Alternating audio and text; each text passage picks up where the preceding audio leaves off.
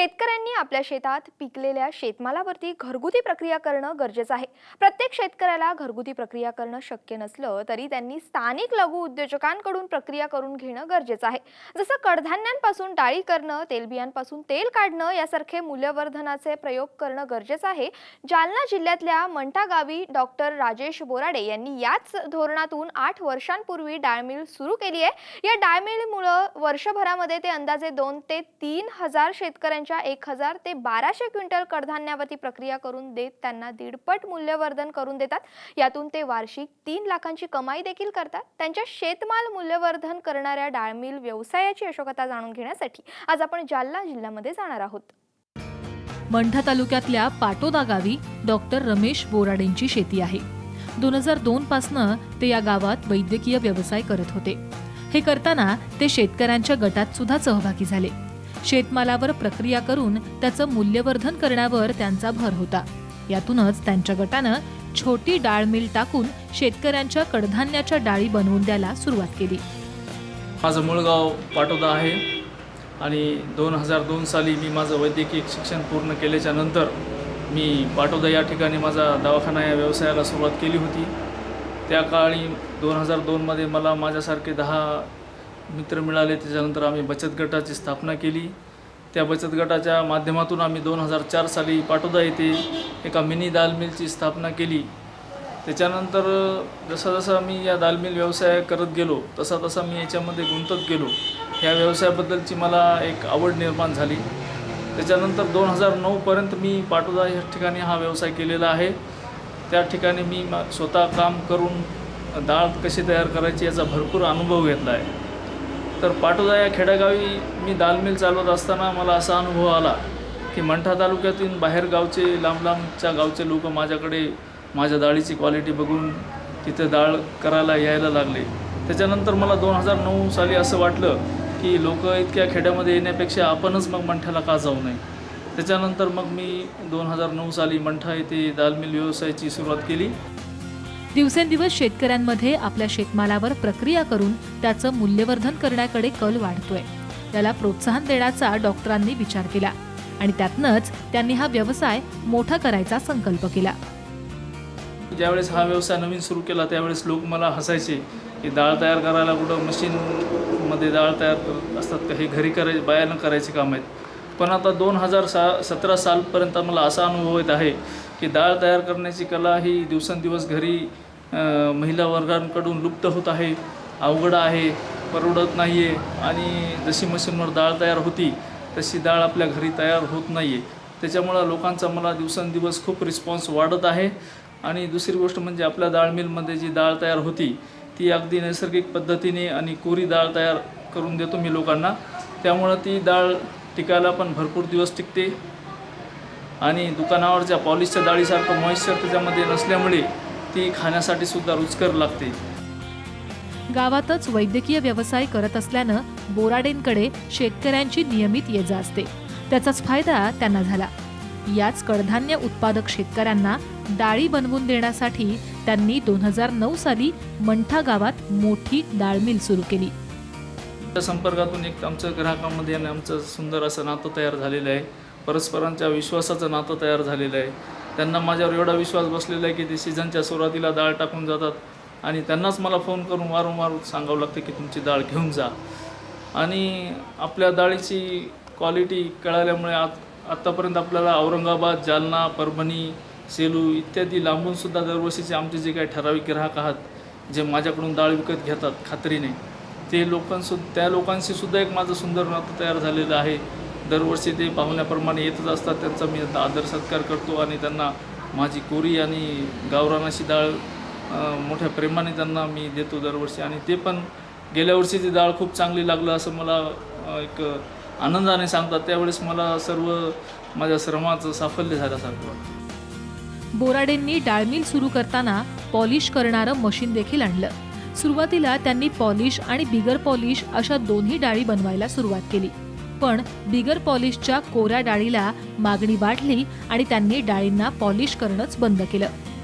हे जे मशीन आहे हे डाळीला पॉलिश करण्याचं मशीन आहे। ह्या मशीनद्वारे डाळीला चकचकीतपणा येतो पण त्याच्यामध्ये मॉइश्चर जमलं असतं. 4-5 वर्षापूर्वी मी इथं डाळीची मार्केटिंग करून दुकानदाराला डाळ देत असे, त्यावेळेला मला ह्या मशीनची खूप आवश्यकता लागत असे. पण मला ज्यावेळेस कोऱ्या डाळीची ज्यावेळेस मला महती कळाली आणि लोकांना कोऱ्या डाळ खाऊ घालण्याचं महत्त्व कळालं, तेव्हापासून हे मशीन माझं 4-5 वर्षापासून धूळ खात आहे. या मशीनला मला हातही लावण्याचं काम पडत नाही आहे. कारण की जे लोक माझ्याकडून कोरी डाळ नेतात ते पुढच्या वर्षी मला प्रकर्षाने सांगतात की आपल्याला ह्या वर्षी कोरी डाळच पाहिजे. सध्या बोराडे वर्षभरातले जवळपास 4 महिने डाळ मिल चालवत आहेत. यासाठी त्यांना 5 मजुरांची गरज भासते. महिना 9,000 रुपये पगारावर त्यांनी मजूर ठेवलेत. वर्षभरात ते किमान 2 ते 3 हजार शेतकऱ्यांच्या किमान 1,500 क्विंटल कडधान्याची डाळ बनवून देतात. यातनं 10 लाख रुपयांची उलाढाल होते, तर 7 लाख रुपयांचा खर्च येतो. तो वगळता त्यांना 3 लाखांचा नफा मिळतोय. एका क्विंटलमध्ये त्यांना 70% डाळ मिळते, पण ती डाळ एकदम कोरी आणि विदाऊट मॉइश्चर अशी डाळ मिळते. आणि 30% जे काय त्यांना भुसा तयार होतो, भरडा तयार होतो, जे एक पशुखाद्य म्हणून चांगले उपयोगामध्ये येऊ शकतं, ते पण आपण त्या शेतकऱ्यांना वापस देतो. आणि ज्या शेतकऱ्यांकडे जनावरं नसतील त्यांना त्या शेतकऱ्यांकडून आपण विकत घेऊन त्यांना त्यांच्या डाळ तयार करण्याच्या पैशामध्ये काही सूट पण देतो. पण आपल्या डाळीच्या क्वालिटीबद्दल मला एक अनुभव आलेला आहे की जालना इथे एक धान्य महोत्सवामध्ये मी माझी डाळ नेली होती. मी त्यावेळेस कोरी डाळ करायचो, पण ह्या कोऱ्या डाळीची महती मलासुद्धा माहीत नव्हती. असं आहे की तिथं मी डाळ विकल्याच्या नंतर मी तिथे ती गावरान डाळ नावाची मार्केटिंग केली होती. एक छोटा झेरॉक्सचा कागद माझ्या नावाचा, फोन नंबरचा मी त्या डाळीच्या पॅकिंगमध्ये टाकला होता. आणि तिथे गेल्याच्या नंतर मी जो काही 20-25 क्विंटल माल नेलेला आहे, तो माल अगदी एका दिवसामध्ये विकला गेला.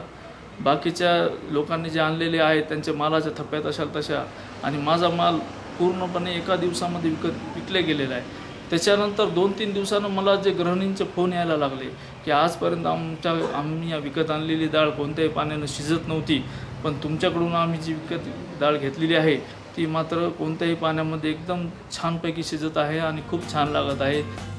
बोराडेंनी डाळ मिलसाठी 10 लाख रुपयांची गुंतवणूक केली. ही डाळ मिल सुरू करताना त्यांना पत्नीचे दागिने विकून गुंतवणूक करावी लागली. त्यामुळं मंठा पंचक्रोशीतल्या किमान 3,000 शेतकऱ्यांच्या कडधान्याचं मूल्यवर्धन होऊन शेतकऱ्यांच्या मालाची किंमत 1.5 पट वाढवून देण्यात त्यांना यश मिळालंय. 2009 साली 2 लाख रुपयाला हे मशीन मी अकोल्याहून विकत आणलं होतं. त्यावेळेस माझ्या गावाकडच्या माळोदावरचे जुने पत्र काढून मी हे शेड उभा केलं होतं आणि बायकोचे दागिने विकून हा प्लॉट घेतला होता. त्याच्यानंतर मी हळूहळू माझ्याकडे जसा पैसा येत गेला तसं हळूहळू मी एक मशिनरी विकत गेलेलो आहे. आज मला ह्या व्यवसायातला अनुभव पाहता माझे अनेक व्यापारी मित्र असे मला म्हणतात की आपण पार्टनरशिपमध्ये मोठी डाळ मिल टाकू, किंवा तुम्ही मोठी डाळ मिल टाका, तुम्ही असे लोकांच्या छोटी का करत बसलात. पण मी त्यांना म्हणतो नाही, माझ्या शेतकऱ्यांचा ज्यावेळेस फायदा होत असेल किंवा गृहिणींचा ज्यावेळेस हातभार त्यांचं काम थोडंफार कमी होत असेल तर तीच माझ्यासाठी फार मोठी माझी कमाई आहे. माझा मुळामध्ये वैद्यकीय व्यवसाय आहे, त्यामुळे मला ह्या व्यवसायामधून जास्त फारशी कमाईची अपेक्षा नसते. ह्या व्यवसायाच्या निमित्तानं माझा जे लोकांशी संपर्क येतो किंवा लोकांना मी काहीतरी एक चांगलं खाऊ घालू शकतो किंवा गृहिणींचं एक फार मोठं काम मला एक हातभार त्यांचं कमी करू शकलो, याच्यामध्येच मला खूप मोठं समाधान आहे.